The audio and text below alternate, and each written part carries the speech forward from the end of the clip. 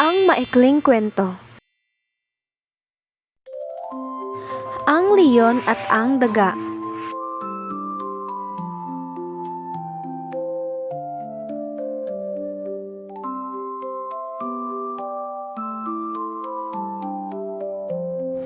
Isang araw, may isang maliit na daga na masayang naglalakad sa gubat. La la la la. Habang naglalaro siya, bigla niyang nakita ang isang malaking leon na mahimbing na natutulog. Wow! Ang laki naman ng leon! Hihi! Maglalaro ako sa likod niya! Ngunit habang naglalaro ang daga, nagising ang leon dahil sa kiliti sa kanyang likod. Sino ang nanggugulo sa akin? Ay, wag po! Wag niyo po akong kainin! Mahal na leon! Hindi ko po sinasadya!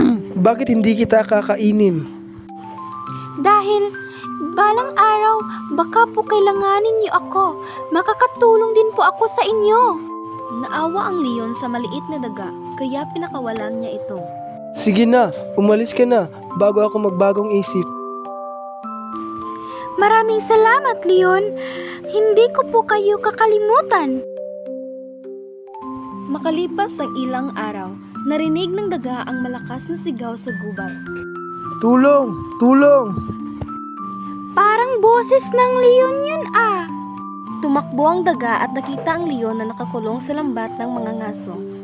Huwag kang mag-alala, leon! Tutulungan kita! Kumagat at kinagat ng daga ang lambat hanggang sa maputol ito. Maraming salamat, maliit na kaibigan. Akala ko hindi mo ako matutulungan. Sabi ko naman po sa inyo, kahit maliit ako, makakatulong din ako. Mula noon, naging magkaibigan ang leon at ang daga. Natutunan nila na kahit maliit ay may malaking puso at kakayahan. Magkaibigan habang buhay. Ang aral ng kwentong Ang Leon at ang Daga ay huwag maliitin ang iba dahil kahit maliit ay may kakayahang makatulong. Ipinapaalala rin ito na ang kabutihan na ginagawa natin sa kapwa ay babalik din sa atin balang araw.